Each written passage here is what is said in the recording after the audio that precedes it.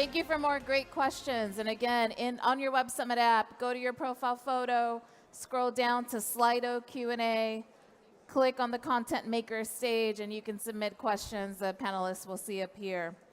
So in a world of infobesity and hyper competition in the news market, what should the role of a news organization be? How should it adapt to today's complex news environment? What tools should it use to better inform consumers? And how can a traditional news organization thrive in the face of competition with social media? We're going to talk to the leading company informing Europe. Please welcome, in conversation with Andy Serwer of Yahoo Finance, the CEO of Euronews, Michael Peters.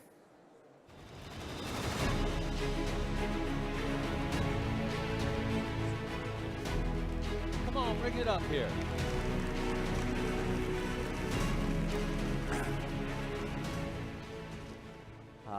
Hello, everyone. I'm Andy Serwer from Yahoo Finance, and this is Michael Peters, who is the Chief Executive and President of Euronews. Welcome. Great to see you, Michael. How are you doing? Andy, yeah, very well. Very well. Much better than you. Yeah. Andy is just coming from the flight. You know, he's just coming from New York, and he's just here since like 2 hours. You arrived? 3 hours? Yes. And it's always good to leave America, particularly now. over the last couple of days, I have to say. This morning in particular, it's very, very sad again in our country. Michael, why don't we start off by talking a little bit about Euronews, because some people here might not be familiar with your company. Yeah, so quite simply, because I'm not here only to speak about Euronews, but about a much broader subject. Euronews is a media organization, international one, that tries to thrive in this very complex, hyper-competitive universe of the media industry. We are broadcasted in more than 150 countries all over the world. We have 250 million people who are watching us every month. And we are broadcasting international news into 12 different editions. We have many European editions, the main ones, English, Spanish, German, French, etc. And we have most of the most spoken languages in the world, like Russian, Arabic, Farsi, Turkish. And we are about 1,000 people. The headquarters is based in this beautiful city of Lyon in France, and we have offices nearly everywhere in the world. Just to finish, we have a round table of shareholders, which is quite unique. We have been created, Euronews has been created in 1992, which was just after 1991. I don't know if you remember, you know, when there were these laser games in the sky. It was the first Gulf War. And this was the erosion, the growth of CNN in Europe, when everyone watched CNN showing the war live. And all the European states decided to create an alternative news channel. And this is why they created Euronews. So we have been belonging to a lot of European public shareholders, televisions shareholders. And since the time, a lot of new shareholders came. And now we have our main shareholder is an Egyptian shareholder called Naguib Sawiris, and who owns 60% of Euronews. And the second one is NBC News, who came last year, and they own 25%. And all the public shareholders are still owning the rest. I want to get to some of those bigger topics, bigger issues in the business, but one more question about Euronews, and you sort of spoke to this, but you do a global picture, but then it's also localized for specific countries. How do you do that? How do you balance that out, say, by showing one story across all these different countries? Yeah, and here I will speak a little bit about Euronews, but maybe begin to open a little bit the subject. I really believe today that, I mean, like McDonald's did it like 40 years ago, that the future is about being global. What does it mean, being global? Global. Yeah, global. What does it mean? It means that we are a global media organization, like all the others are, but we have one chance with all the different editions that we can speak to the people in the market in their own language, and we can produce content that makes sense to them. So I absolutely don't want to compare news with McDonald's, but you can imagine that it's a very inspirational thing for us, you know, where McDonald's is coming to all over the world. They have one big image and a global image. And then when you go to a McDonald's in Roma or in Singapore or in Munich, you will not find exactly the same things. And it's a little bit what we are doing, except that we are doing journalism. And so we serve like a kind of international news to all our consumers, I would say, everywhere in the world. And in addition of that, we try to deliver some content that makes sense for our own respective audiences. Right. You know, it's interesting because you have this global mission, right? But, you know, right now, politically, it's sort of the case that the world is going against globalism. Is that a problem for you, or maybe it's even an opportunity? You know what? I don't really know. Yeah. I think that, and to this effect comes the fact that, as you know, there is this big trend of populism in Europe, etc., which is something even particular. So I think that the challenge is quite high for the timing, I have to say. I think that maybe one key is to try to begin to give people news that really makes sense to them, and then to give them a kind of key to, you know, to begin to open the door, and then say, look, now that you have what you are used to have, maybe come and watch things that will open a little bit your mind and make you think a little bit differently. Right. So how is it that the world is going towards the internet and over the top, and you guys are doing linear television? Are you a cable network primarily? Are you doing it, distributing your content on cable television, over-the-air television, and over the top on the internet? How are the different forms of distribution working for your company these days? So I was trying to say that, I mean, for me, I'm trying to say to my colleague that the words, and sorry for that, Sandy, but the words TV, internet, all that doesn't make sense anymore. I mean, it just, what is internet? What is TV? It's just technical means to reach people, you know? Right? Yeah, but what is that? It's a phone. It's for me, it's a screen. It's a screen. That's and actually, today we are delivering news in different screens. And actually, my strong belief is that, and you see that it's very philosophical, is that the way how you know, we speak about user experience, about everything, about formats, about content. I'm sure that everyone is speaking about that. My belief on that is it depends about your physical states, and it depends about the distance that your eyes have with the screens you are watching. So let me tell you, if you are standing in a bus and you are watching news in a small screen like this one, you will want to consume short news, short content, and quite passive content. If you are sitting in a chair and in front of a bigger screen, which is a little bit more far from your eyes, like a computer, you will want to be, you are in a position, in a physical position, to be much more interactive. So we want to consume much more interactive news.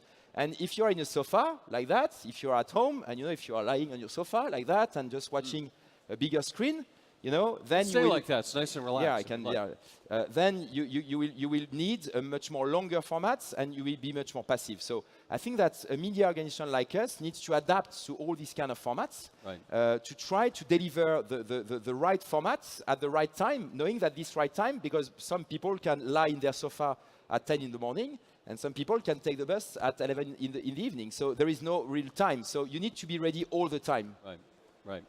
We have a question here, and this was something I was going to get to, but it's asked in a good way. It looks like it's someone in the business. What can we as news providers do to ensure that we remain independent from external platforms and distribution channels like Facebook and YouTube? So I think it has to do with how do you interact with those social media giants? Do you partner with them? Are they going to kill you? Are they frenemies, enemies, friends, Romans? Countrymen. They are all of that. What are they? They are all of that. Okay. How do you work with them? I'm always, it's always fun, you know, when we have meetings between peers, you know, in the industry, and we are all there, CEOs of all traditional media organizations like me, and that's the poor representative of Facebook is there around the table, you know, it's just a nightmare for the person. So I think that we are everything with them. You know what can news provider ensure that we remain independent? Honestly, I'm not sure we have the answer to the question. The problem is that you have people who have built an empire around user experience. That's it. And they have no problem with content. They have all these content makers like us who are spending millions, dozens of millions, hundreds of millions to make this content for them. And they do not oblige us to be there. You know, I have nothing against that. You know, they made their job and they made a fucking good job. You know, and it's all about us now to think about how we need to play in that. Of course, for the timing, the business model doesn't work. The CPMs, meaning the cost per thousands, meaning the cost of advertising, is much lower in there. You know, when we are selling our advertising on Facebook or Google, we are selling it for 1 cent, 2 cents, 3 cents per thousand, meaning 3 cents of dollars per thousands of viewers. When I sell my own property, my own Euronews.com, I sell it at 10 euro, 15 euro, even 20 euro per thousand. So you see the difference. But in the meantime, we cannot say, okay, we are angry against them, they need to give us money, or we don't want to be there, because we have to be there. So I think that we have to think, and I will be extremely humble here. I'm sure that everyone has a philosophy on that. I don't have. I don't know the answer for the timing. I'm very humble here. And I think that, you know, we are experiencing in the TV industry, in the media industry, the same revolution that the music industry experienced like 40 years ago. And it took them, how much, Andy? 20 years to find their own business model. Now with the streaming, etc., paying streaming. I think we are in the middle of everything, and that no one has the real answer for the timing. Michael, can you talk a little bit about the different news channels out there around the globe, news networks, I should say? There's a kind of a different types. There's the CNNs and the BBCs, and then there's the state-owned ones. Where do you guys fit in, and how are you different from some of those? Yeah, I think we are different from actually everyone, and this comes to the question of this keynote, which is what should be the role of a media. And here I will deliver something very personal, and if I may, because this is a kind of strong belief. And I won't make friends probably, but this is what I think. I think that there is a huge problem for all of you guys today. There are many problems, but one of those is that I think the role of a media, to answer to this question of the keynote, in my opinion, in my humble opinion, is to help people to make their own opinion, is to empower people to think and to make their own opinion. And I have to tell you that it's so difficult to do it. We are in a world of infobesity, we are in a world of hyper competition, and you have no time to consume news. Look at all of you guys. You consume news, you know, like 2-3 minutes, like on your phone, in the morning, on the radio, and you don't have time. And how can you explain something that are happening in the world in just 30 seconds? How can you explain it? There are so many complexity in this world. Look at what you are mentioning, the midterms. Mm-hmm. Did Donald Trump win or lost the election? If we make the question here, I'm sure that it will be balanced. I mean, who can say? You cannot answer to this question. You agree with me that you cannot answer to this question in 30 seconds. Right. And of course, a lot of people will do that because it goes to the user experience, the think, and the trend, and you need to be fact, and etc. But what I think is actually, you can't do that. And our role is to find a way to deliver different perspectives to make you think about news with your own opinion. And the problem is that when you look at all the media, international media organizations, all of them, the problem is that they are funded, most of them by states, and the shareholders of all of these organizations tell them to deliver one particular perspective. And they are paid for that because they are hundreds or 90 or 80% funded by their own shareholders. And so they tell them, okay, you need to deliver these national perspective about news, or regional perspective, or cultural, or even religious perspective about news. And I think that at the contrary, the role of media should be here to give you all views, to give you different perspectives. And I think that maybe better to speak about that during ours. We can maybe show our friends a small video that explains what we are trying to do to go in that way, to give you all views. Let's take a look.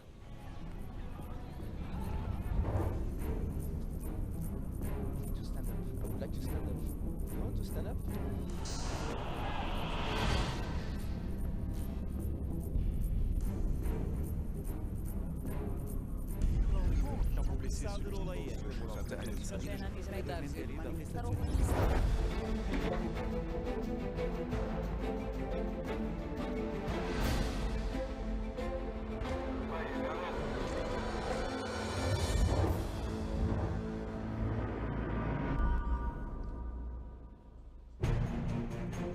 We come from many places on the planet.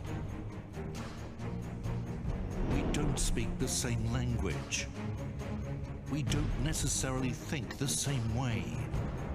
All different, but as one, united by this strong belief, diversity is the answer. Our purpose is to help people understand what others think and why, through sharing the compelling diversity of news, helping you form your own opinion. Because all views matter. We are All Views.